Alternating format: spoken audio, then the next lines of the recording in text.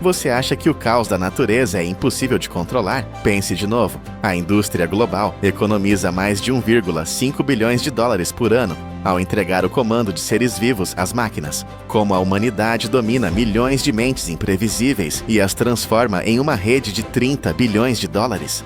De pastores robóticos nos céus a fibras que funcionam como ar-condicionado microscópico. Bem-vindo à era do pastor cibernético, onde a biologia encontra a engenharia pesada. Esqueça tudo o que você sabe sobre fazendas antigas. A imagem do pastor solitário com seu cajado é coisa do passado.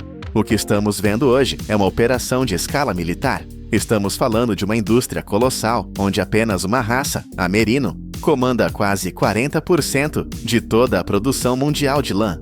Imagine rebanhos tão vastos que cobrem horizontes inteiros, áreas que só podem ser realmente compreendidas quando vistas do espaço. Mas a inovação aqui não é apenas sobre tamanho, é sobre reinventar a função do animal. No estado do Texas, nos Estados Unidos, está acontecendo algo que parece ficção científica. Chamam de pastoreio solar.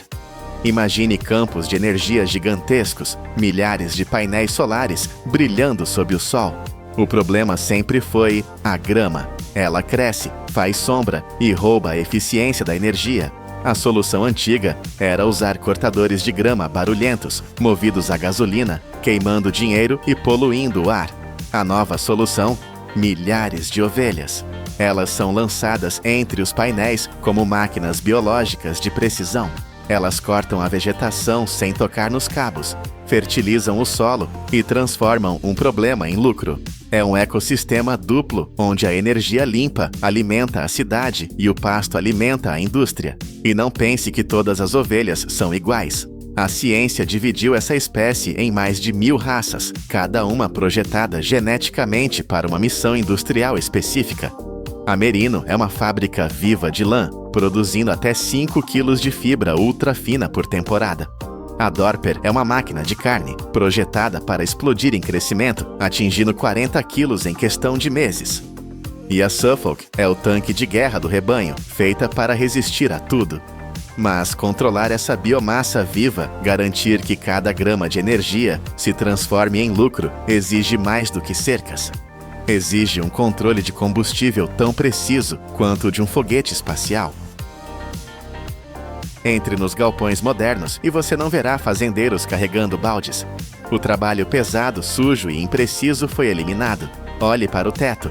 Sistemas robóticos como o TKS EasyFeed deslizam silenciosamente sobre trilhos de aço, como trens futuristas de cabeça para baixo. Eles não se cansam, não erram e não desperdiçam. Dentro de seus tanques de mistura, pás poderosas trituram feno, silagem e amido, criando uma mistura homogênea em minutos. Mas a verdadeira mágica é invisível. Um computador central atua como o cérebro da operação. Ele analisa o peso, a idade e a necessidade calórica de cada grupo de animais. Ele pode programar dezenas de dietas diferentes em um único dia. Quando o robô passa sobre o coxo, ele libera a comida com uma precisão de gramas, nem mais nem menos. A precisão chega a 95%. O resultado? Ovelhas que crescem mais rápido, desperdício zero de ração cara e uma economia de mão de obra que vale milhões.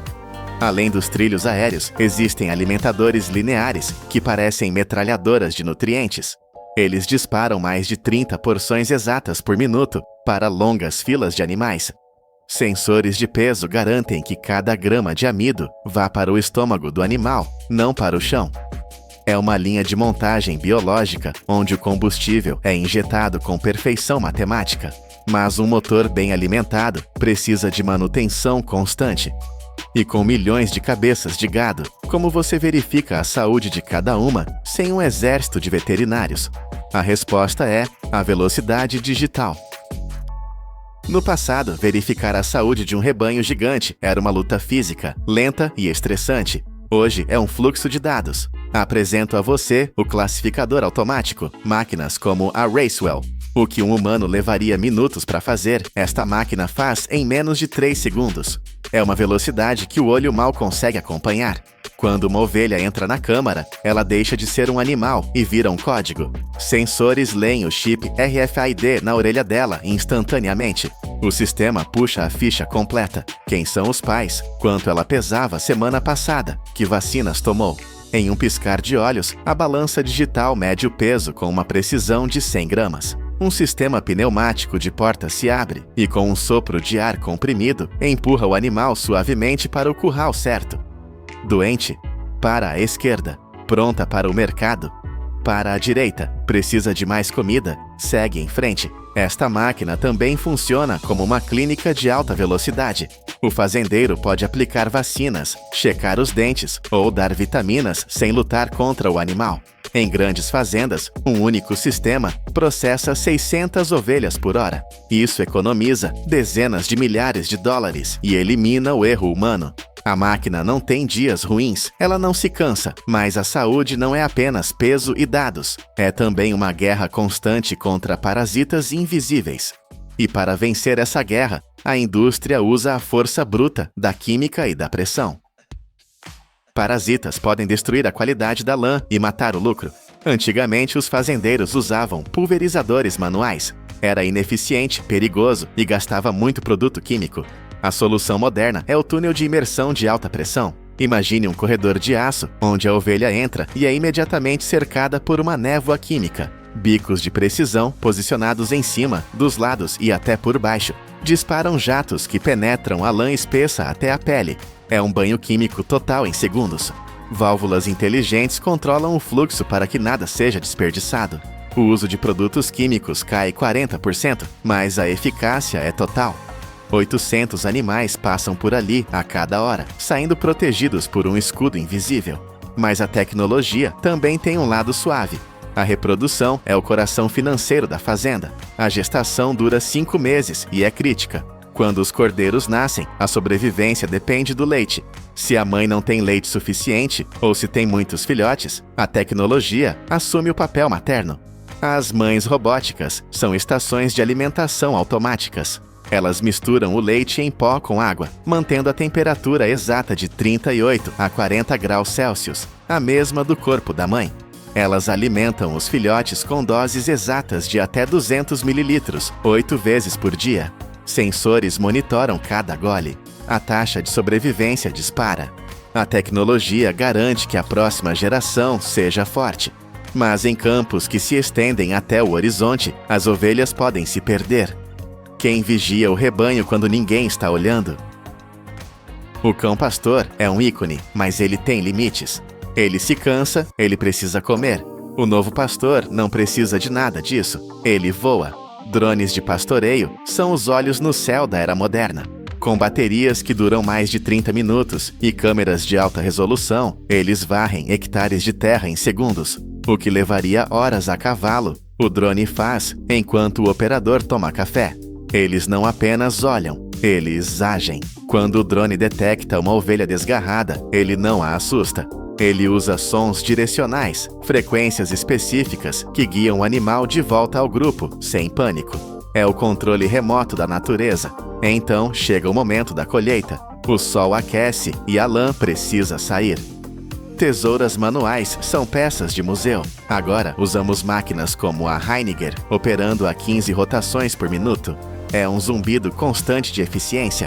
O tosqueador profissional, armado com essa tecnologia, remove o velo inteiro em uma peça única em menos de 2 minutos. É uma dança rápida e precisa, mas a ciência foi além. Existe algo chamado bioclip. Parece mágica. Em vez de lâminas, usamos biologia. Uma injeção de proteína cria uma fraqueza natural na raiz da lã. Uma semana depois, o velo simplesmente se solta, como se a ovelha tirasse um casaco. Sem cortes, sem estresse. Custa 3 vezes mais, mas para a lã de elite, a perfeição vale o preço. Porque uma vez que essa lã sai da fazenda, ela entra em um mundo de transformação violenta. Aqui é onde a sujeira vira ouro. Os fardos de lã chegam à fábrica sujos, oleosos e cheios de terra. O processo de limpeza é brutal e fascinante. Primeiro, a classificação. Lasers e olhos experientes dividem a lã em 120 graus de qualidade. Nada escapa. Em seguida, o banho. A lã é jogada em tanques de água quente, mantidos rigorosamente entre 60 e 70 graus Celsius. É quente o suficiente para derreter a lanolina, a gordura natural da ovelha, mais seguro para a fibra. Detergentes industriais e tambores rotativos lavam a sujeira. O que sai é uma nuvem branca e pura, mas está molhada. Secadores gigantes sopram ar a 100 graus, baixando a umidade para exatos 15%. Agora, prepare-se para a violência da cardagem. Tambores de aço cobertos com centenas de milhares de dentes metálicos giram a 900 rotações por minuto. Eles rasgam, puxam e alinham as fibras. O caos vira ordem. A lã vira uma teia fina, quase transparente, mas ela precisa ser forte. As máquinas de fiar entram em ação. Elas esticam a fibra 40 vezes o seu comprimento e a torcem a 10.000 rotações por minuto. 10.000. O fio nasce ali, sob tensão extrema. Depois, os teares automáticos disparam fios a uma velocidade de 1.200 inserções por minuto. O barulho é ensurdecedor. O resultado é um tecido perfeito, capaz de nos aquecer ou resfriar, graças à estrutura natural da fibra que retém o ar. Enquanto a lã nos veste, a carne nos alimenta. E aqui, a regra é o frio implacável. A Austrália exporta bilhões de dólares em carne de cordeiro, e para isso, a higiene deve ser absoluta. As fábricas parecem laboratórios espaciais. Aço inoxidável por todo lado, luzes brancas, temperatura controlada. Linhas automáticas processam 250 animais por hora. Não há espaço para erro. O maior inimigo é o calor. Assim que o processamento começa, a carne entra em túneis de resfriamento rápido. A temperatura interna deve cair para entre 0 e 4 graus Celsius. Isso trava as bactérias e preserva o sabor. Serras robóticas e humanos com facas cirúrgicas dividem a carne em cortes que você vê no supermercado, mas o toque final é o vácuo. Máquinas sugam todo o ar da embalagem, sem ar, sem deterioração. Cada pacote recebe uma etiqueta RFID. Se você comprar essa carne em Paris ou Nova York, um scanner pode dizer exatamente de qual fazenda ela veio. É o controle total, do pasto ao prato. Cada fibra de lã é um tubo de ar-condicionado natural, projetado pela evolução e aperfeiçoado pela engenharia. Do drone que vigia do céu à embalagem a vácuo que viaja pelo mundo, esta jornada prova uma coisa: a agricultura moderna não é uma luta contra a natureza, é um balé tecnológico de alta precisão. É uma indústria onde o caos vira ordem e onde o cuidado vira algoritmo. O que antes era lama e suor, agora é dados e aço inoxidável. E no centro de tudo, a humilde ovelha, agora parte de uma máquina global, continua a sustentar o mundo. A Austrália gera 90 bilhões de dólares alimentando o mundo, mas enfrenta um colapso invisível. O seu solo está a transformar-se em pó vermelho. A cada ano, 4 milhões de hectares de terra fértil morrem, levados pelo vento. Quando a tecnologia moderna falhou, a salvação veio de onde ninguém esperava, de montanhas de lixo a apodrecer nas quintas. Como é que a lã suja, considerada um fardo inútil, se tornou o único escudo capaz de impedir que um continente inteiro se transforme num deserto absoluto? Bem-vindos ao vasto continente australiano. Imaginem uma terra que se estende por mais de 427 milhões de hectares. É uma escala difícil de conceber. Durante gerações, este foi o celeiro do Hemisfério Sul, uma máquina agrícola colossal que nunca parava. Mas se olharem para além do horizonte verde, verão as cicatrizes de uma guerra silenciosa. A Terra está a perder a batalha. A Austrália enfrenta um paradoxo brutal. É uma superpotência agrícola que está, literalmente, a perder o chão debaixo dos pés. Décadas de agricultura intensiva extraíram um preço terrível. O solo que levou milênios a formar-se perdeu mais de 60% da sua matéria orgânica. Em regiões críticas como Nova Gales do Sul, a vitalidade da terra caiu drasticamente em apenas 14 anos. O carbono orgânico, o combustível que mantém a terra viva, desapareceu. Sem ele, o solo perde a sua cola natural. Deixa de ser uma esponja rica e torna-se poeira solta e estéril. E quando a seca chega, o cenário torna-se apocalíptico. O vento não transporta apenas areia, ele arranca o futuro da nação. Em algumas áreas, tempestades de poeira removem até 1,8 toneladas de solo por hectare, todos os anos. Imaginem caminhões invisíveis a carregar a fertilidade da terra, e a despejá-la no oceano, dia após dia. 6 milhões de hectares estão agora na zona vermelha, classificados com risco extremo de erosão. Outros 3,2 milhões estão a colapsar sob a degradação da água. Esta não é apenas uma crise ecológica, é uma tragédia humana. Em Queensland, famílias que cultivaram a mesma terra por gerações estão a abandonar as suas casas. O solo rachou, secou e morreu. Já não consegue segurar uma gota de água. A infraestrutura agrícola, que vale bilhões, treme sobre fundações que se desfazem em pó. O país precisava, desesperadamente, de um milagre para estancar esta hemorragia. Mas, ironicamente, enquanto a terra morria de fome, outra indústria nacional estava a afogar-se no seu próprio excesso. Afastem o olhar da terra seca e olhem para os celeiros. Aqui reside a segunda parte desta tempestade perfeita, a indústria da lã. Outrora, a Austrália era o reino da lã, onde a ovelha merino era sinônimo de ouro branco. As exportações ultrapassavam os 4 bilhões de dólares anuais, mas o mercado global mudou, a procura caiu, os preços da lã bruta colapsaram. O que antes era um símbolo de riqueza tornou-se um pesadelo logístico. As previsões para 2024 mostram uma queda de produção de 12%. Fábricas fecharam, rotas de comércio pararam. Mas as ovelhas não pararam de produzir lã. O resultado é uma acumulação grotesca de resíduos. Todos os anos, cerca de 200 mil toneladas de lã de baixa qualidade acumulam-se nas quintas australianas. Esta não é a lã fina que vestimos. É lã suja, curta, cheia de detritos. É lixo. Para os agricultores, livrar-se disto é um custo insuportável. Eles não podem queimá-la facilmente e não podem enterrá-la em qualquer lugar. Então, ela fica lá. Pilhas gigantescas de material fibroso a apodrecer ao sol e à chuva. Se deixada sozinha, a lã é teimosa. Pode levar de 3 a 5 anos para se decompor naturalmente. Imaginem o cheiro, o peso, o desperdício. Enquanto o solo a poucos metros de distância clama por nutrientes e estrutura, estas montanhas de proteínas complexas são tratadas como um fardo tóxico. Era um ciclo de perdas.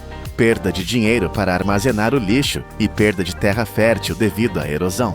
Parecia não haver ligação entre os dois problemas. Até que alguém decidiu olhar não para a pilha de lixo, mas para a estrutura microscópica de uma única fibra. A viragem do jogo não aconteceu com maquinaria pesada, mas num laboratório silencioso. Os cientistas começaram a analisar a lã residual, não como têxtil, mas como material biológico. O que encontraram sob o microscópio foi uma obra-prima de engenharia natural. Cada fio de lã é coberto por escamas de queratina, sobrepostas como telhas num telhado. Mas, ao contrário de um telhado que repele água, estas escamas funcionam como portões inteligentes. Elas permitem que a fibra absorva umidade, muita umidade. A lã consegue reter entre 1,5 a 2 vezes o seu próprio peso em água, mas faz mais do que isso, ela incha. Esta foi a revelação. Quando a lã incha, ela muda fisicamente de forma. No solo, isto cria algo vital: espaço, bolsões de ar microscópicos. A terra compactada e sufocada da Austrália precisava desesperadamente de respirar. A lã oferecia uma maneira de bombear oxigênio para o subsolo, sem a necessidade de arados mecânicos pesados que destroem a estrutura da terra. Os testes iniciais em Nova Gales do Sul foram nada menos que chocantes. Os investigadores espalharam uma camada fina desta lã inútil sobre o solo degradado. Os sensores começaram a registrar dados que pareciam impossíveis.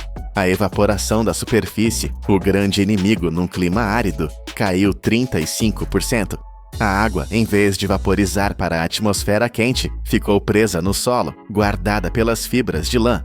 Mas o verdadeiro milagre foi biológico. Onde havia lã, a vida regressou. A densidade de micróbios no solo, os arquitetos invisíveis da fertilidade, explodiu entre 30% a 50% em apenas alguns meses. A lã não estava apenas a segurar água, estava a alimentar um ecossistema. Em campos de teste em Queensland, terras que pareciam betão vermelho começaram a suavizar, tornaram-se friáveis. A cor mudou. A vida voltou. No entanto, havia um problema prático.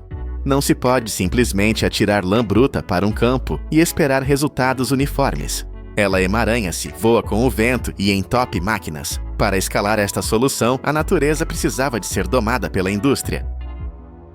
Aqui entramos na fase de industrialização da solução. Para transformar o lixo em ouro agrícola, foi necessário criar uma nova linha de produção. A lã suja e emaranhada é recolhida e lançada em trituradores industriais poderosos. Lâminas de aço de alta resistência rasgam as fibras, reduzindo montanhas de resíduos a um pó grosso e uniforme. Mas o segredo está na pressão. Este material triturado é forçado através de matrizes de aço, sob imensa pressão e calor. O resultado não é um tecido, mas um pellet, um grânulo duro, denso e seco. Nasceu o pellet de lã. Não se deixem enganar pelo tamanho pequeno. Cada um destes grânulos é uma bateria biológica de água. Quando enterrado no solo seco, ele fica dormente. Mas assim que a chuva cai, ou a irrigação é ligada, o pellet desperta. Ele expande-se, absorvendo água avidamente, guardando-a no seu núcleo de queratina. Quando o sol escaldante da Austrália seca a terra ao redor, o pellet faz o oposto, liberta a água lentamente, gota a gota, diretamente para as raízes das plantas. Isto muda tudo. A retenção de umidade no solo aumenta entre 25% a 40%. Para um agricultor, isto significa que pode regar menos vezes, poupando recursos preciosos. Além disso, à medida que o pellet se decompõe ao longo de meses, ele liberta nitrogênio, enxofre e carbono. Não é um químico sintético que queima as raízes. É nutrição lenta e constante. A transformação econômica é tão impressionante quanto a biológica. De repente, aquele lixo que custava dinheiro para ser removido tem valor. De 1 tonelada de lã residual, as fábricas produzem 900 kg de pellets de alta performance. O valor de mercado deste produto é 3 vezes superior ao da lã bruta original. Em Victoria, a corrida ao ouro recomeçou. Mais de 40 startups surgiram num ano. A maquinaria ruge, transformando o desperdício em vida. Mas esta revolução não parou na fronteira australiana. Ela atravessou o oceano e encontrou um novo propósito inesperado nos Estados Unidos. Nos Estados Unidos, a tecnologia encontrou uma simbiose ainda mais futurista. No Texas e na Califórnia, a transição energética está a cobrir o deserto com milhões de painéis solares. São campos de vidro e silício que se estendem até onde a vista alcança.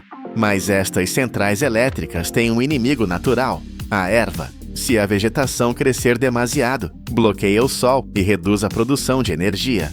A solução antiga era brutal. Equipas de homens com cortadores de relva a gasolina e herbicidas químicos. Era caro, perigoso para os painéis e ecologicamente desastroso. Pedras voavam e partiam o vidro. A poeira cobria os sensores. Foi então que alguém teve uma ideia brilhante: substituir as máquinas por ovelhas. Nasceu o Solar Grazing, ou pastoreio solar. E os números provam que a natureza é a melhor engenheira. As ovelhas são cortadores de relva, autônomos de alta precisão. Elas navegam por baixo das estruturas metálicas sem cortar fios, sem levantar pedras e sem emitir gases de escape. O impacto é massivo. As quintas solares que adotaram as ovelhas reduziram o uso de fertilizantes e herbicidas químicos em 70%. Os custos de manutenção caíram para a metade, mas há um benefício oculto, a sombra.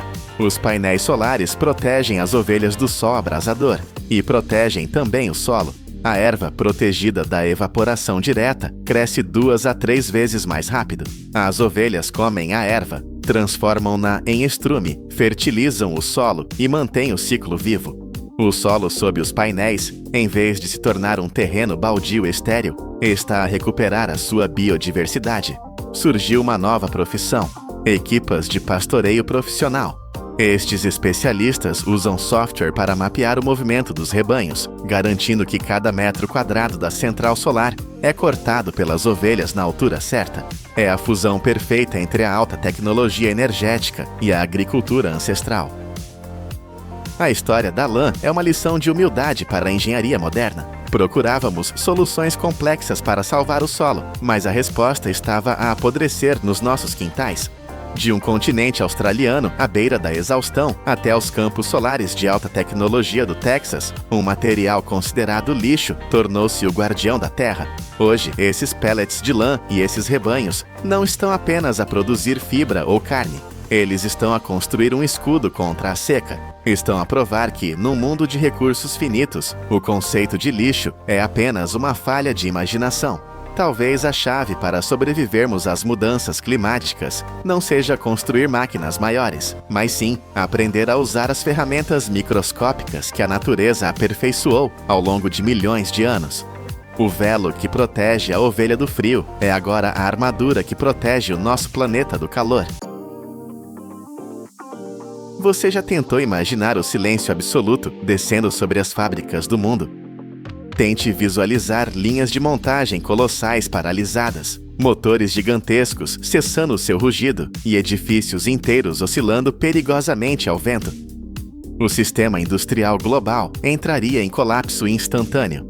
E a causa desse cenário apocalíptico não seria uma guerra ou um vírus digital, mas a ausência de uma peça de metal menor que a unha do seu dedo mínimo. Como é possível que a nossa civilização inteira, com seus arranha-céus e jatos supersônicos, dependa da integridade de algo tão pequeno e aparentemente insignificante?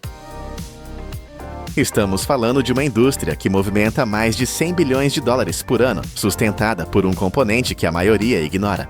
Anualmente, a humanidade consome mais de 2 trilhões de parafusos. Se somássemos o peso dessa produção, teríamos o equivalente a milhares de aviões comerciais empilhados. Mas não se engane pelo tamanho. Um desvio na fabricação não maior que a fração de 1/1000 de polegada pode transformar este pequeno objeto em um perigo oculto, causando falhas muito mais graves do que a maioria das pessoas jamais esperaria. Para entender esse poder notável, vamos desmontar cada estágio desse processo brutal, revelando como transformamos a poeira da Terra na espinha dorsal da indústria moderna. Bem-vindos ao canal Poder da Indústria. A jornada deste herói invisível não começa em uma oficina limpa e silenciosa, mas a centenas de quilômetros da civilização, em vastas minas de minério de ferro a céu aberto. Aqui, a escala é tão imensa que os humanos parecem formigas. Camadas de solo são removidas por escavadeiras hidráulicas titânicas para expor o corpo do minério. Enormes perfuratrizes rotativas abrem buracos profundos na rocha, onde explosivos industriais são cuidadosamente carregados. Quando a detonação acontece, não é apenas um barulho, é um terremoto controlado que estilhaça formações rochosas sólidas que existiam há milhões de anos. A rocha quebrada é então levantada e carregada em caminhões de transporte gigantescos, verdadeiros monstros sobre rodas capazes de carregar entre 200 e 400 toneladas de material em uma única viagem. O destino é a estação de britagem primária. Trituradores de mandíbula, com força suficiente para mastigar um carro compacto, reduzem o minério a pedaços menores. Em seguida, trituradores de cone refinam ainda mais os fragmentos, garantindo um tamanho uniforme adequado para a próxima fase. Mas o minério virgem não está sozinho. A maioria das usinas siderúrgicas adiciona sucata de aço reciclada à mistura. Restos de edifícios demolidos, automóveis aposentados e máquinas industriais desgastadas. Antes de entrar na fornalha, tudo isso é retalhado em pedaços menores para facilitar o derretimento e garantir o controle preciso das proporções da mistura. A pedra fria e o metal retorcido estão prestes a enfrentar o inferno. O minério e a sucata são transportados para a usina siderúrgica e alimentados em altos fornos que operam a temperaturas superiores a 1480 graus Celsius. Isso é mais quente do que a lava expelida por muitos vulcões ativos. Junto com coque e calcário para remover impurezas, a carga sólida se rende ao calor e se transforma em ferro gusa fundido. O metal líquido brilhante é então derramado em um forno conversor, onde oxigênio puro é injetado a uma pressão extremamente alta. Essa tempestade de oxigênio refina a composição química, transformando o ferro bruto em aço de alta qualidade. O aço fundido, agora uma sopa incandescente de potencial industrial, é despejado em moldes de fundição contínua. Ele se solidifica em tarugos quadrados ou planos que irradiam uma luz vermelha intensa, visível a centenas de metros de distância. Assim que atingem a solidez adequada, esses tarugos avançam para a linha de laminação a quente. Cilindros de aço massivos comprimem o metal, esticando-o como se fosse massa de modelar, transformando blocos pesados em barras longas e finas, com seções transversais precisas, até alguns milésimos de polegada. A qualidade do tarugo nesta fase determina diretamente a dureza, a elasticidade e a vida útil de cada parafuso que será feito a partir dele. Mesmo uma variação minúscula na composição do aço pode criar fraquezas ocultas, levando a parafusos que entortam, quebram ou espanam sob o estresse do mundo real. Dependendo do produto final, as fábricas selecionam aço carbono ou aço liga, contendo elementos como boro ou cromo, para garantir resistência à tração ideal. Quando os tarugos atendem aos padrões, são reaquecidos a cerca de 1.250 graus Celsius para torná-los mais maleáveis e passam por pares de cilindros de laminação que os esticam em hastes de aço que se estendem por centenas de metros. Essas longas bobinas passam por caixas de água de circuito fechado para um resfriamento controlado, refinando a estrutura interna do grão do metal e aumentando significativamente sua força. O produto final é uma bobina de fio de aço com uma superfície limpa e diâmetro preciso, pronta para assumir a forma que todos conhecemos. As bobinas de fio de aço chegam à fábrica de parafusos e são montadas em um suporte de alimentação dedicado. O fio é desenrolado continuamente, endireitado e esticado para eliminar qualquer curvatura residual. Imediatamente depois, um sistema automatizado posiciona o fio sob lâminas de corte integradas, fatiando-o em segmentos curtos com precisão milimétrica. Agora entramos no estágio mais crítico e violento da linha de produção, o cabeçalho a frio. Aqui não há calor, apenas força bruta e velocidade alucinante. É aqui que nasce a cabeça reconhecível do parafuso. Durante o primeiro impacto, a peça bruta é comprimida para formar o pescoço. Imediatamente depois, um golpe ainda mais forte remodela o topo em uma cabeça arredondada ou plana. Se o parafuso exigir uma fenda cruzada, Phillips ou um soquete hexagonal, um punção adicional crava o recesso preciso, onde uma chave de fenda poderá se encaixar. Todo o processo acontece tão rapidamente que o olho humano mal consegue perceber. Cada golpe leva apenas alguns milésimos de segundo.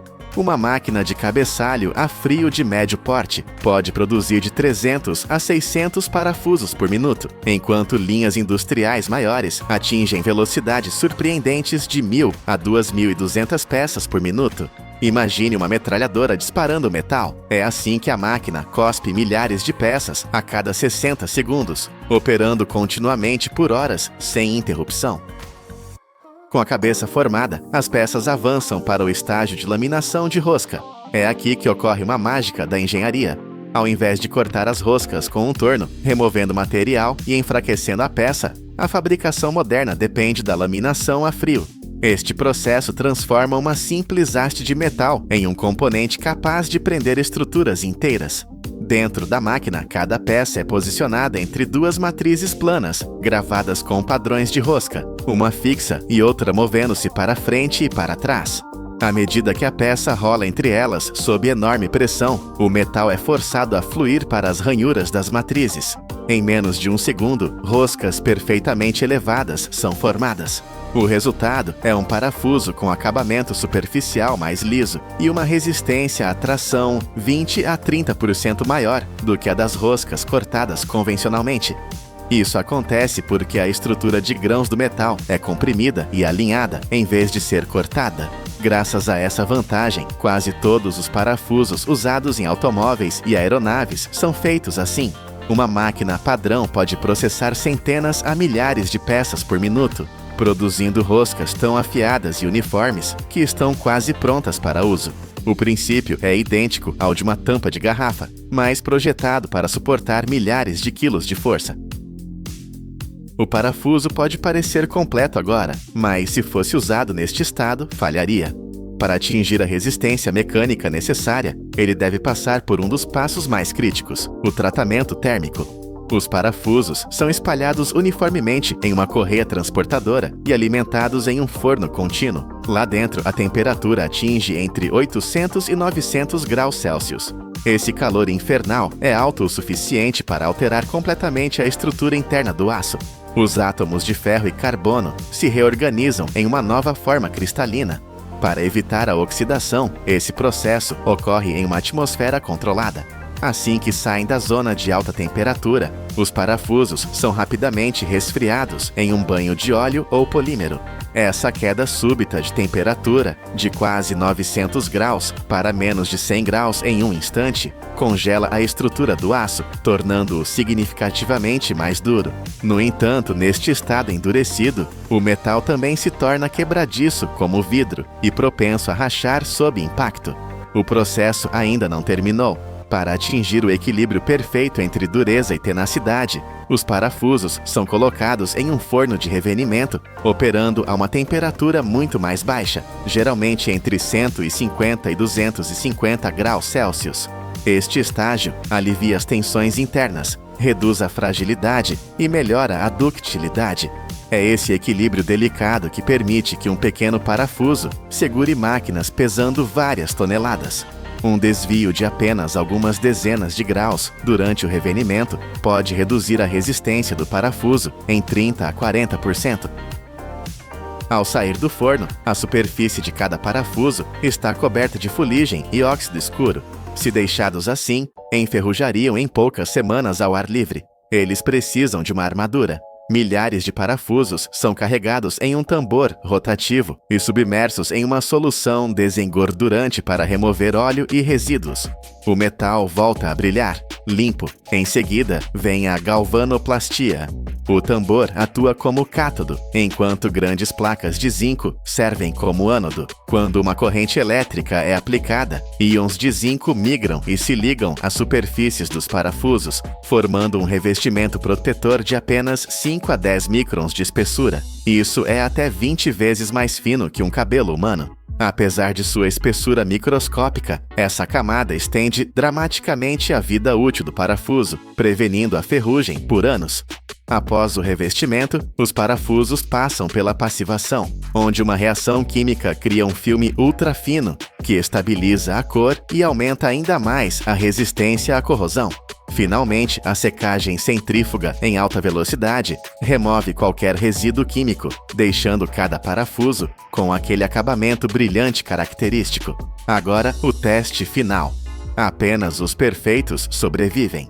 Em fábricas modernas, milhares de parafusos são despejados em um alimentador vibratório, que os alinha um por um em um sistema de inspeção óptica. Cada parafuso gira em uma mesa de vidro de alta velocidade, iluminado por potentes luzes LED e escaneado por múltiplas câmeras industriais. Cada detalhe, comprimento, diâmetro, profundidade da cabeça, precisão da rosca, é medido ao nível do micron. Se um parafuso apresentar a menor falha, como uma cabeça deformada ou rosca incompleta, um jato de ar o remove instantaneamente da linha. O sistema pode inspecionar dezenas de milhares por hora, mantendo uma precisão muito além da capacidade humana. Aqueles que passam são classificados e embalados automaticamente. Imagine agora um desses parafusos. Ele saiu de uma explosão em uma mina, foi derretido a temperaturas vulcânicas, golpeado com força brutal, esmagado em forma de espiral, queimado, congelado e revestido com uma armadura microscópica. Agora, ele cai na palma da mão de um engenheiro aeronáutico. Ele será parafusado na asa de um avião comercial ou na base de uma máquina industrial crítica. Este pequeno componente de metal é o elo que mantém unidos milhares de estruturas, operando silenciosamente todos os dias. Um único parafuso defeituoso pode paralisar uma linha de produção inteira ou causar uma catástrofe, mas um perfeitamente feito cumpre seu dever por anos. Despercebido, mas indispensável. Ele é o verdadeiro poder da indústria. Da próxima vez que você se sentar em uma cadeira ou entrar em um carro, lembre-se da jornada épica que mantém o seu mundo unido. Imaginem uma pressão de 40 atmosferas. É o peso esmagador de uma coluna de água de quase 400 metros, pronta para esmagar qualquer estrutura como se fosse papel. para construir a estrada mais profunda do planeta sob este peso mortal. A Noruega rejeitou máquinas modernas de 700 milhões de dólares e voltou à força bruta da dinamite, porque arriscar tudo no método mais perigoso. Para compreender a loucura e a grandiosidade deste projeto, precisamos primeiro olhar para o mapa da Noruega. A costa oeste deste país não é apenas terra e mar, é um campo de batalha geológico. Milhares de fiordes, braços de mar profundos e gelados, cortam a terra como cicatrizes, criando um labirinto que isola cidades inteiras há séculos. Hoje, se você quiser dirigir de ponta a ponta por esta costa, prepare-se para uma maratona de exaustão. Uma viagem de apenas 1.100 quilômetros pode levar mais de 20 horas. Não por causa do trânsito, mas porque a estrada simplesmente acaba na água. Os motoristas são reféns de uma rede de balsas lentas, forçados a esperar em filas intermináveis, 7 ou 8 vezes, numa única viagem, à mercê de tempestades de neve e ventos que congelam os ossos. Para uma nação moderna, isto é inaceitável. A Noruega decidiu que não vai mais curvar-se perante a geografia. Eles lançaram o projeto E39, uma ambição que faz as pirâmides parecerem simples. O objetivo é eliminar as balsas, todas elas. Querem transformar esta colcha de retalhos numa única linha de asfalto contínua, onde se pode dirigir livremente, dia e noite, sem parar. Mas o preço para reescrever o mapa é astronômico. O governo destinou cerca de 47 bilhões de dólares para esta guerra contra a natureza. Para que tenham uma ideia, com esse dinheiro poderíamos construir dezenas dos arranha-céus mais altos do mundo. Mas aqui, todo esse ouro será enterrado na rocha e submerso no mar. No centro deste plano insano estão duas estruturas que desafiam a lógica. Uma ponte suspensa que flutua entre penhascos e um túnel, o Rogfast, que mergulha tão fundo no oceano que a pressão da água lá embaixo é 40 vezes maior do que a pressão do ar que você respira agora. Mas antes de qualquer máquina tocar o solo, os engenheiros tiveram de gastar uma fortuna apenas para ver o inimigo invisível.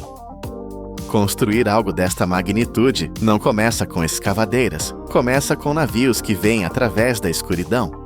A administração de estradas da Noruega sabia que um erro de cálculo aqui não custaria apenas dinheiro, custaria vidas. Por isso, assinaram um contrato de 111 milhões de coroas apenas para recolher dados. Navios de pesquisa da Fugro, verdadeiros laboratórios flutuantes, foram enviados para as águas traiçoeiras dos fiordes. Eles não estavam apenas a medir a profundidade. Eles usavam sonares avançados para criar um mapa tridimensional do fundo do mar, lendo as rochas ocultas na escuridão total, como se estivessem a ler um livro em braille. A missão era aterrorizante.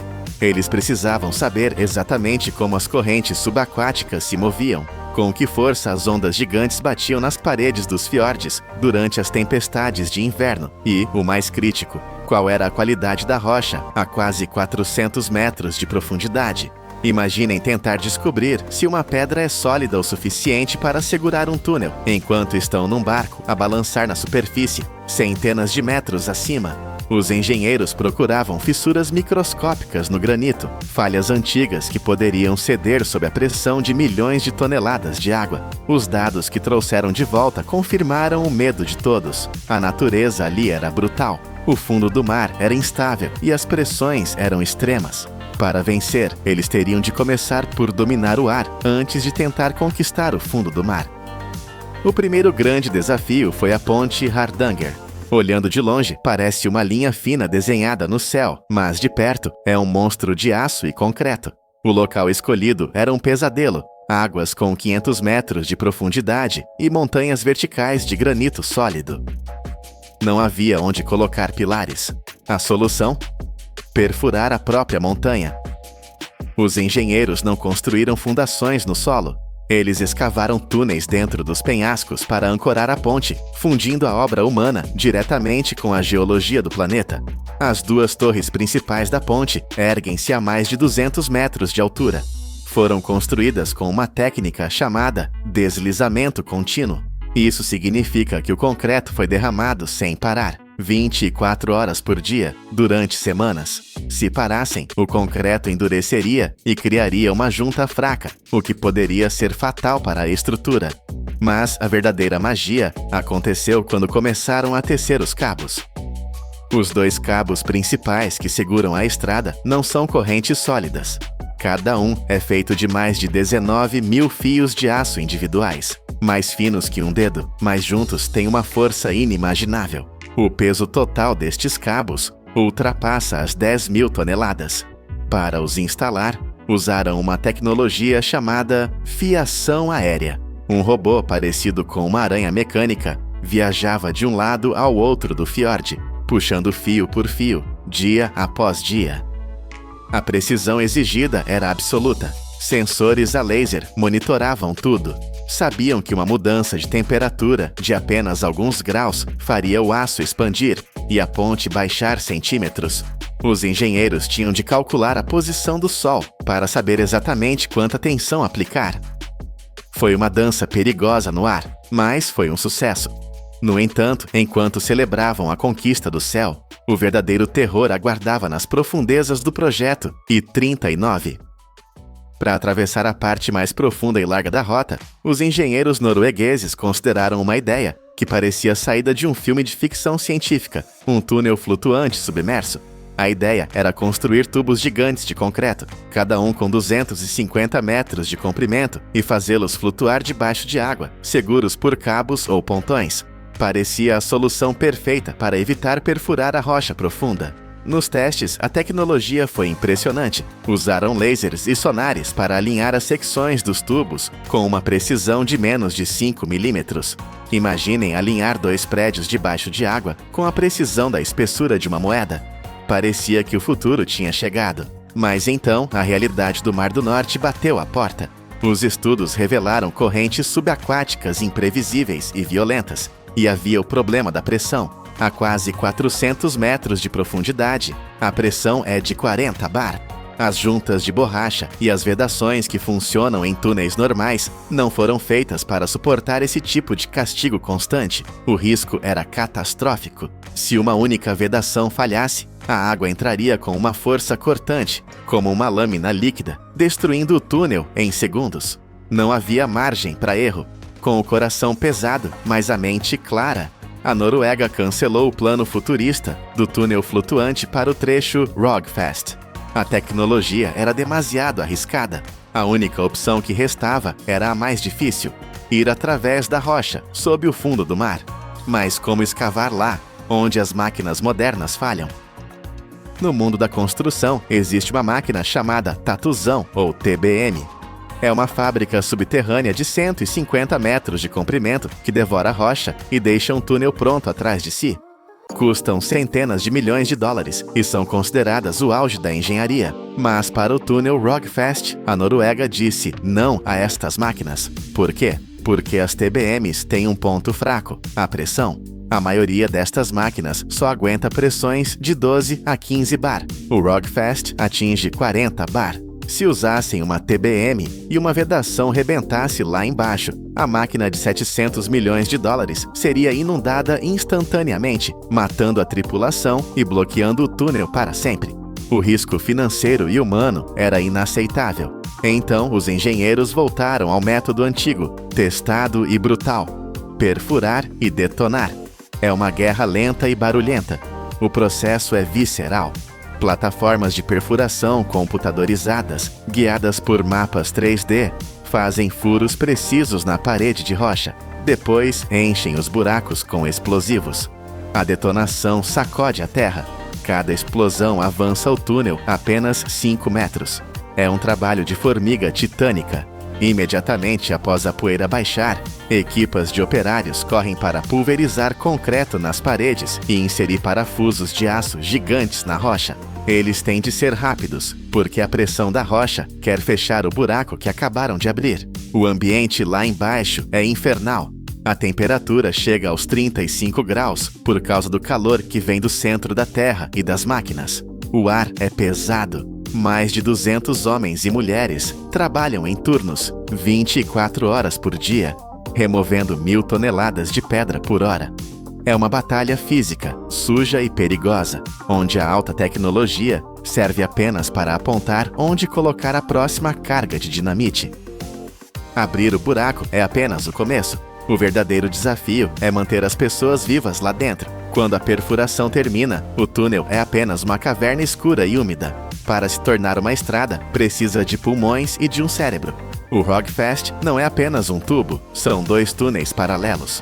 Se houver um incêndio num deles, as pessoas podem correr para portas de emergência a cada 250 metros, que levam ao outro túnel, onde estarão seguras. Os testes de segurança são dignos de um filme de desastre. Primeiro, testam a impermeabilização, simulando a pressão esmagadora do oceano para garantir que nenhuma gota entre. Depois, ligam os ventiladores a jato. Estas turbinas gigantes no teto são tão poderosas que conseguem substituir todo o ar quilométrico do túnel em apenas 3 minutos. Se um caminhão pegar fogo, a fumaça é sugada instantaneamente, salvando vidas. Centenas de sensores são instalados para medir tudo: temperatura, fumaça, gases tóxicos. Eles simulam falhas de energia total, inundações e acidentes. Comboios de teste passam a 60 km por hora para verificar se as câmeras inteligentes conseguem detectar um carro parado na escuridão em segundos. Só depois de provar que consegue sobreviver ao pior cenário possível é que o túnel ganha vida. A inauguração não é o fim, é o início de uma vigília eterna. Um túnel submarino desta profundidade está sob ataque constante. O peso do Oceano Atlântico nunca descansa, e o túnel também não pode descansar. A manutenção é uma obsessão. Todos os meses, equipas descem à profundidade para inspecionar o concreto e as camadas de proteção. Eles procuram o inimigo silencioso, a corrosão causada pela água salgada e a fadiga do material. O túnel é um organismo vivo, cheio de nervos digitais. Sensores nas paredes sentem as vibrações dos caminhões pesados e as microdeformações da rocha. Se a pressão da água lá fora mudar devido a uma tempestade na superfície, o centro de controle sabe antes que aconteça qualquer problema. Veículos especiais limpam as paredes e o asfalto, removendo a fuligem e a gordura que poderiam tornar a pista escorregadia. É uma batalha silenciosa contra a entropia. A tecnologia mantém o túnel seguro, mas depende da vigilância humana constante. Esta estrutura foi desenhada para durar 100 anos, mas apenas se for cuidada como uma joia preciosa, enterrada na lama e na pedra. Em 2013, a ideia de ligar estes fiordes parecia um sonho impossível. Disseram que era demasiado fundo, demasiado largo, demasiado perigoso. Mas hoje, a Noruega está a terminar uma estrada que corre a 392 metros abaixo das ondas frias do mar. O projeto E39, com o seu custo de 47 bilhões, é mais do que uma obra de engenharia. É uma prova de humildade e força, quando as máquinas de perfuração mais caras e modernas do mundo se mostraram inúteis contra a pressão do oceano. Os engenheiros não desistiram. Eles adaptaram-se. Voltaram à dinamite, usaram a precisão dos lasers e a coragem humana para esculpir um caminho onde a natureza tinha colocado uma parede. Transformaram o leito do mar numa autoestrada do futuro. Isto prova que, com determinação suficiente, nem a pressão de 40 atmosferas, nem a rocha mais dura da Terra podem impedir a humanidade de se conectar. Se você sentiu o peso dessa conquista, inscreva-se no canal Poder da Indústria. Há muitas mais histórias de gigantes de aço e pedra à espera de serem contadas. No século XIX, apenas 24 coelhos foram libertados na natureza da Austrália e, em pouco tempo, quase destruíram um continente inteiro. Exatamente 100 anos depois, a China pegou 1.200.000 destes mesmos animais e fez o impensável. Usou-os para salvar o planeta. Como é que uma praga biológica se tornou a chave secreta para uma máquina de dinheiro de 10 mil milhões de dólares? E o que é que tudo isto tem a ver com um cavalo gigante feito de vidro e silício, visível do espaço? Bem-vindos ao Poder da Indústria. Hoje vamos ver como a engenharia transformou o caos em ordem. Para entender a magnitude desta operação, precisamos primeiro olhar para o mapa do nosso mundo. 41% da superfície do nosso planeta já é deserto. Pense nisso por um segundo. Quase metade da Terra é terra morta. E outros 40% estão em perigo iminente de serem engolidos pela areia. Enquanto a humanidade luta para salvar as últimas florestas, a China enfrentou uma crise silenciosa, mas brutal. 27,4% de todo o território chinês foi afetado pela desertificação.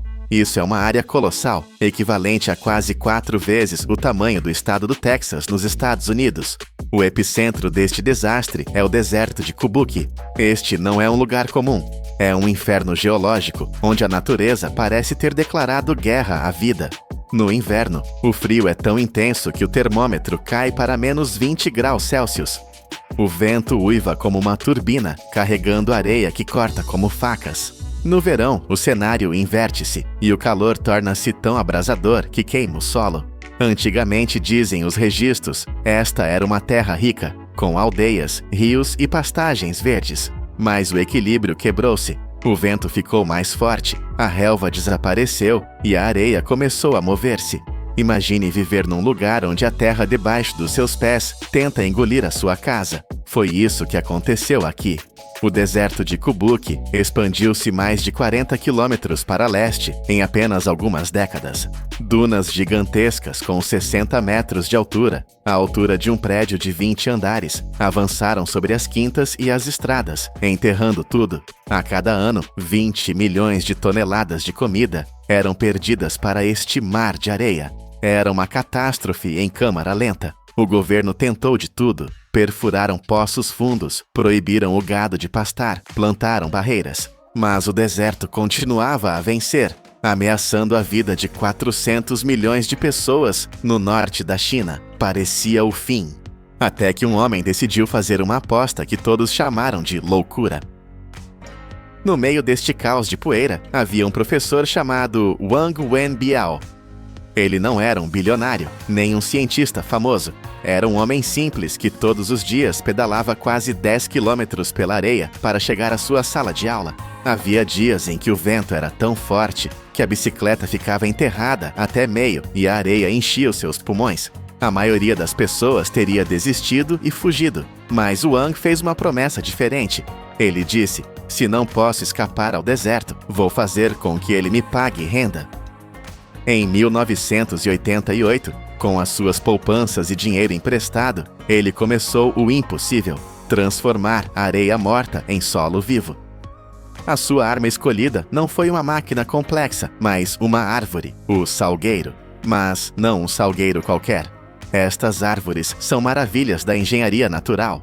As suas raízes não crescem apenas para os lados. Elas mergulham como brocas industriais, descendo mais de 90 metros para encontrar água subterrânea. Elas funcionam como âncoras vivas, segurando a duna no lugar. Mas como é que se planta uma árvore num lugar onde a areia se move como água? A logística era um pesadelo. Primeiro, os trabalhadores tiveram de mapear o terreno para encontrar onde a umidade estava escondida. Depois, usaram jatos de água para criar buracos profundos na areia em segundos, inserindo as mudas jovens diretamente na terra úmida. Para evitar que o vento arrancasse as árvores recém-plantadas, construíram milhares de quilômetros de cercas feitas de malha e canas, criando barreiras físicas contra a tempestade. Foi um trabalho titânico. Ao longo de 30 anos, Wang e a sua equipa plantaram mais de 200 milhões de árvores. Eles criaram uma muralha verde que reduziu a velocidade do vento em 90%, mas as árvores por si sós não eram suficientes. A areia continuava a ser areia. Faltava algo para transformar aquele pó estéril em terra fértil. Foi aqui que Wang Wenbiao introduziu a peça mais estranha e genial deste puzzle industrial. Ele percebeu que precisava de um motor biológico para acelerar a recuperação do solo. A resposta estava nos coelhos, mas não qualquer coelho. Ele trouxe para o deserto 1.200.000 coelhos da raça Rex. Estes animais são conhecidos como o ouro branco da indústria. O pelo deles é incrivelmente macio, como veludo, e cada pele pode ser vendida por $30. Isso criou o financiamento necessário para manter o projeto vivo. Mas o verdadeiro valor industrial do coelho Rex não estava na sua pele, estava no seu estômago. Uma fêmea desta espécie é uma máquina de reprodução, capaz de gerar 200 a 300 filhotes por ano. Eles aguentam o frio extremo do deserto e bebem pouca água. O plano era um ciclo fechado perfeito. As árvores de salgueiro forneciam sombra e proteção. Os coelhos viviam nessas quintas ecológicas e comiam as folhas dos salgueiros. E aqui acontece a magia química, o estrume dos coelhos.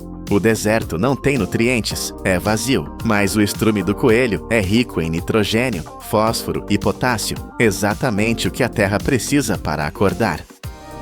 Quando milhões de coelhos depositam este fertilizante natural no chão, a areia começa a mudar. Ela deixa de ser dourada e morta e torna-se escura e úmida. Torna-se humus. Além disso, os coelhos não digerem as sementes das ervas que comem. Então, ao espalharem o estrume, eles estão literalmente a plantar novas ervas.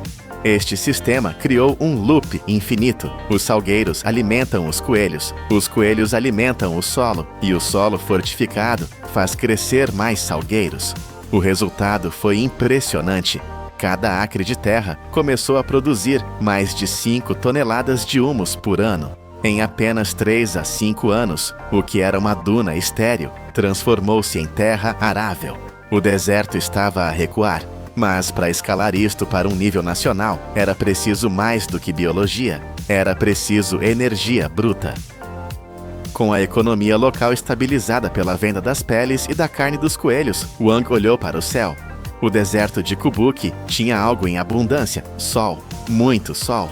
Ele decidiu construir a central de energia solar Junma, mas não fez apenas fileiras de painéis. Ele construiu uma obra de arte industrial. Usando 196 mil painéis solares, os engenheiros desenharam a forma de um cavalo gigante a galope, tão grande que entrou para o livro de recordes do Guinness. Esta estrutura titânica gera cerca de 1,5 bilhões de kWh de eletricidade por ano. Isso é energia suficiente para iluminar as casas de 200 mil pessoas. Mas a genialidade não está apenas na eletricidade. Está no que acontece debaixo dos painéis. Num deserto, o sol é o inimigo que evapora toda a água. Mas estes oceanos de vidro azul criam sombra. Eles bloqueiam o vento e reduzem a sua velocidade em 50%. Debaixo desta sombra tecnológica, a temperatura cai e a evaporação diminui. A erva começou a crescer sozinha debaixo dos painéis solares. Para controlar essa erva, para que não ficasse alta demais e causasse incêndios, eles introduziram ovelhas e gansos. Agora, imagine a cena: robôs de vidro a gerar eletricidade em cima e rebanhos de animais a pastar embaixo, agindo como cortadores de relva biológicos. Tudo isto no meio de um lugar que antes era considerado o Mar da Morte. Este modelo gerou 10 mil milhões de dólares em 10 anos. Mas uma pergunta permanece: se os coelhos funcionaram tão bem aqui, por que é que foram um desastre noutros lugares? Vamos voar 6 mil quilômetros para sul, até a Austrália. Lá, a história dos coelhos é um filme de terror. No século XIX, trouxeram apenas 24 coelhos para a caça. Sem predadores e sem controlo, esses 24 transformaram-se em mais de 1.000 milhões em apenas 50 anos. Eles comeram tudo. Destruíram as raízes das árvores, despiram as pastagens e transformaram 2/3 das planícies férteis da Austrália em terras desérticas. O governo australiano tentou de tudo. Construíram cercas de 3 mil quilômetros, usaram explosivos, libertaram vírus. Nada funcionou. Então, qual é a diferença? Por que é que o coelho é um monstro na Austrália e um herói na China? A resposta é: controlo industrial. Na Austrália, foi o caos da natureza. Em Kubuki, foi engenharia. Os coelhos Rex na China nunca foram soltos na natureza para correrem livres.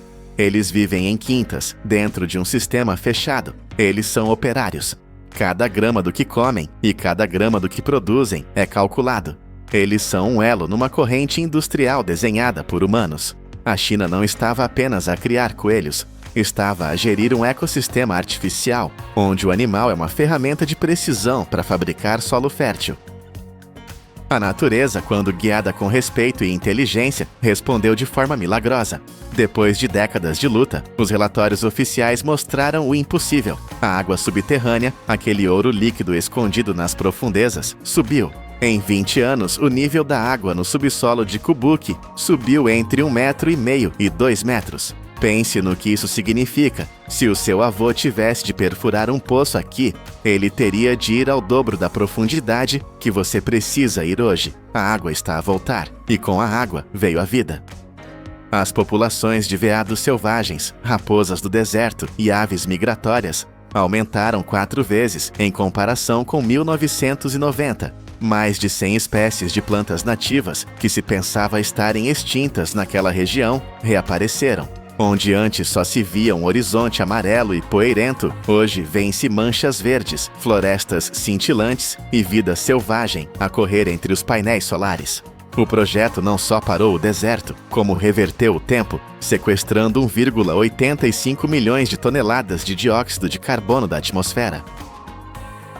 Começamos esta jornada com uma estatística assustadora: o nosso planeta a transformar-se em pó. Mas a história de Kubuki ensina-nos uma lição poderosa. Um professor, armado com salgueiros, painéis de vidro e 1 milhão de coelhos, provou que não existem terras mortas, apenas gestão errada. O que era uma ameaça fatal tornou-se uma indústria verde de bilhões. Eles transformaram a praga em lucro e o sol implacável em energia para o futuro.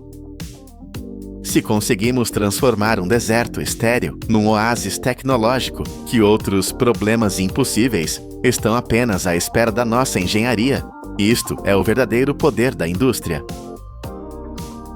Desde o momento em que os primeiros exploradores pisaram na América do Norte, o solo agrícola do continente tem desaparecido a uma velocidade assustadora, de 0,07 polegadas por ano. Parece um número pequeno? Pense novamente. Nessa velocidade, em apenas 30 anos, uma superpotência global terá apenas 5% de sua terra fértil restante. Estamos falando de um colapso total. A tecnologia moderna falhou em parar esse relógio, mas a solução definitiva pesa 1 tonelada e quase foi extinta pela humanidade. Como uma besta antiga conseguiu, em apenas 10 anos, realizar uma obra de engenharia que máquinas não conseguiram em um século. Bem-vindos ao poder da indústria. Para entender o peso dessa missão, precisamos olhar para o chão, sob nossos pés, não como terra suja, mas como uma infraestrutura crítica que está desmoronando. A perda anual de solo fértil nos Estados Unidos não é apenas uma estatística ecológica, é uma falha estrutural na base de toda a economia alimentar do mundo. Imagine um arranha-céu onde as fundações são raspadas, milímetro por milímetro todos os dias. É isso que está acontecendo agora. Se continuarmos nesse ritmo, em 3 décadas, a vasta e rica paisagem americana será reduzida a uma casca estéril, incapaz de sustentar plantações ou vida. A história já nos deu um aviso brutal e inesquecível. Na década de 1930, durante o infame evento conhecido como Dust Bowl, a natureza cobrou seu preço. Ventos furiosos levantaram centenas de milhões de toneladas de solo precioso, criando tempestades negras que apagaram o sol e sopraram a riqueza da terra até o Oceano Atlântico. Hoje, os dados mostram que estamos caminhando para um desastre ainda maior. As fazendas industriais modernas, com seus arados de aço e monoculturas infinitas, destruíram as redes invisíveis de vida que mantinham o solo unido. A terra tornou-se compactada como concreto, morta por dentro e incapaz de beber a água da chuva. O sistema de suporte de vida do continente foi desligado, e enquanto engenheiros tentavam consertar isso com química e máquinas pesadas, a degradação apenas acelerava. Foi nesse cenário de emergência que surgiu uma ideia radical. E se a máquina necessária para consertar o continente não tivesse sido construída por mãos humanas, mas pela própria evolução? Essa máquina biológica era o bisão americano. Mas esqueça a imagem de um animal pastando calmamente. Pense neles como uma força geofísica colossal. Antes da intervenção industrial humana, dezenas de milhões desses tanques de carne e músculo moviam-se através da América como uma maré viva. Cientistas chamavam essa massa em movimento de grande cinturão de bisões.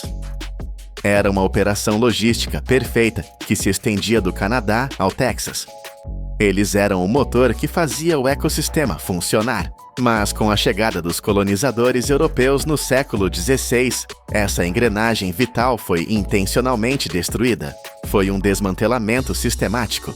Em menos de 100 anos, a população de bisões despencou de 60 milhões de cabeças para apenas 325 sobreviventes.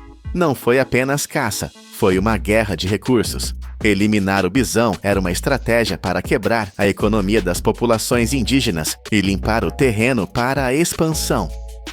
Com a remoção dessa peça central, a pradaria parou de funcionar. O ciclo de nutrientes quebrou. A aeração do solo cessou. A diversidade biológica entrou em colapso. Onde antes havia um oceano de grama verde e vibrante, restou uma paisagem estática, dominada por gado doméstico lento e cercas de arame farpado. O deserto começou a ganhar terreno.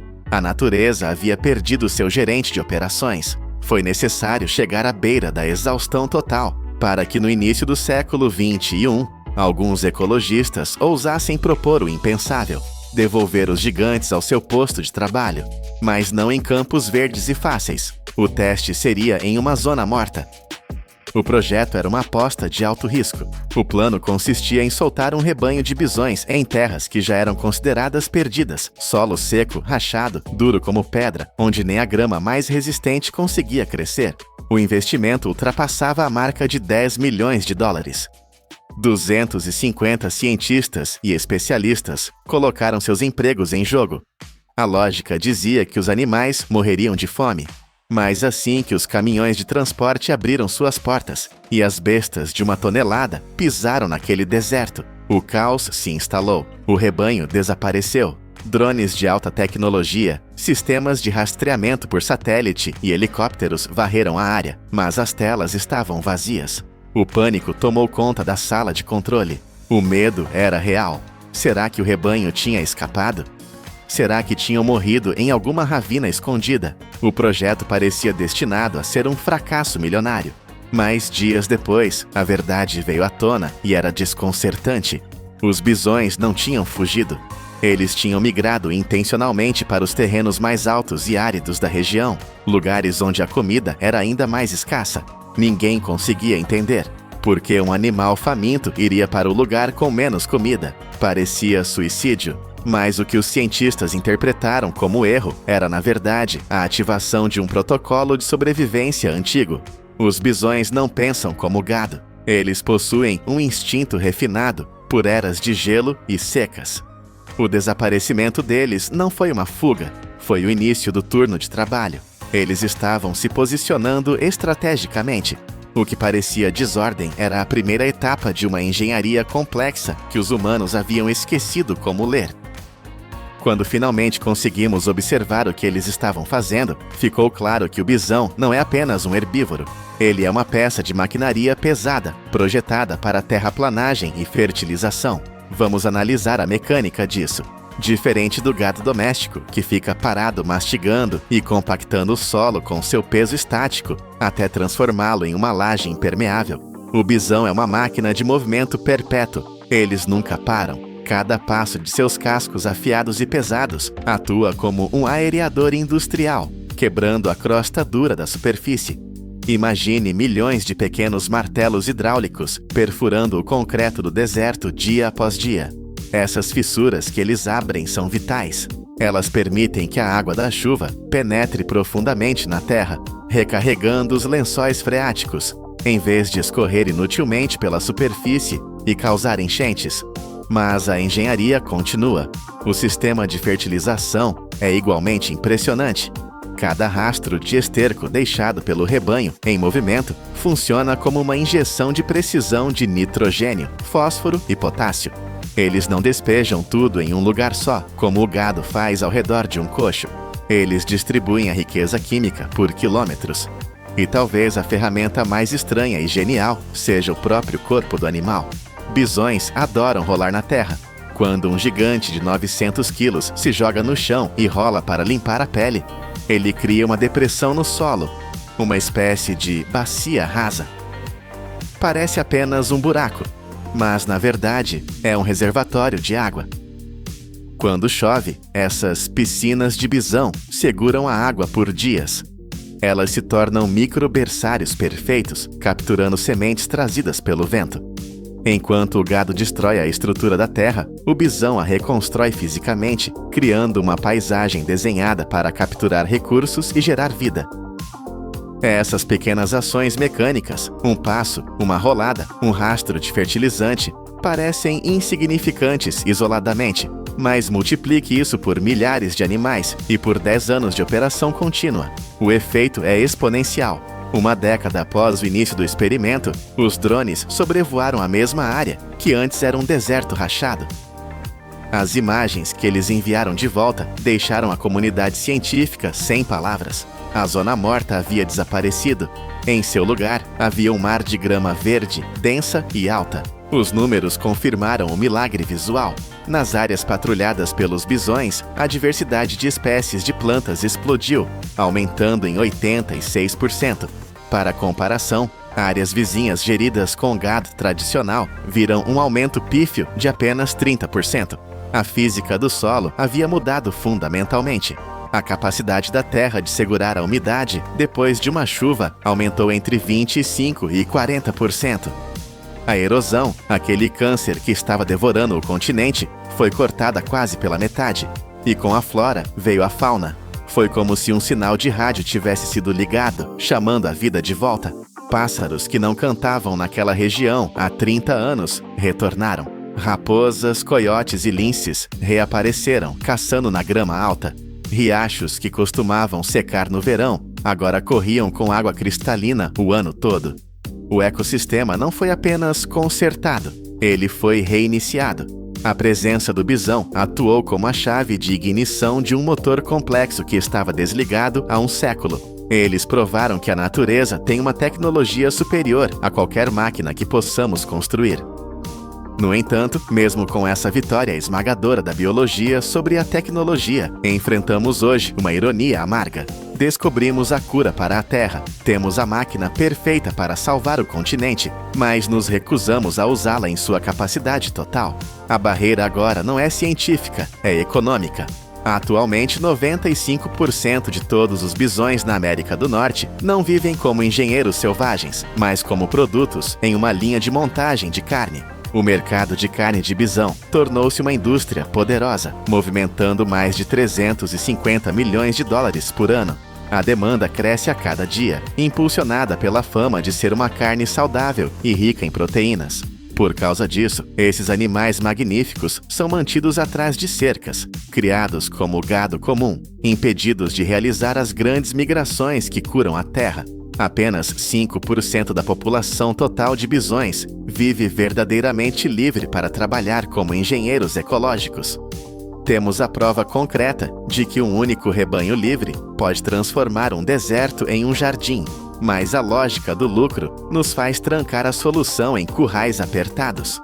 Transformamos o salvador do solo em um hambúrguer gourmet. Estamos limitando drasticamente o alcance da única força capaz de reverter o relógio da destruição ambiental, justamente quando mais precisamos dela. A história do retorno do bisão é uma lição de humildade que deve ecoar em cada sala de diretoria e em cada laboratório do mundo. Durante séculos, tentamos dominar a Terra com aço frio, tratores gigantes e química sintética. Gastamos bilhões tentando forçar o solo a obedecer. Mas em apenas 10 anos, um único rebanho de animais primitivos fez o que toda a nossa engenharia de ponta não conseguiu. Eles transformaram poeira em vida, sem usar uma gota de petróleo, sem eletricidade e sem supervisão. A questão final não é se os bisões conseguem salvar a América de se tornar um deserto estéril em 30 anos. Os dados provam que eles conseguem. A verdadeira questão é se nós, humanos, teremos a coragem de derrubar as cercas. Teremos a ousadia de recuar, de perder o controle e deixar que milhões de toneladas de força bruta façam o trabalho para o qual foram desenhadas pela evolução. O verdadeiro poder da indústria, às vezes, está em saber quando desligar as máquinas e deixar a terra trabalhar por conta própria.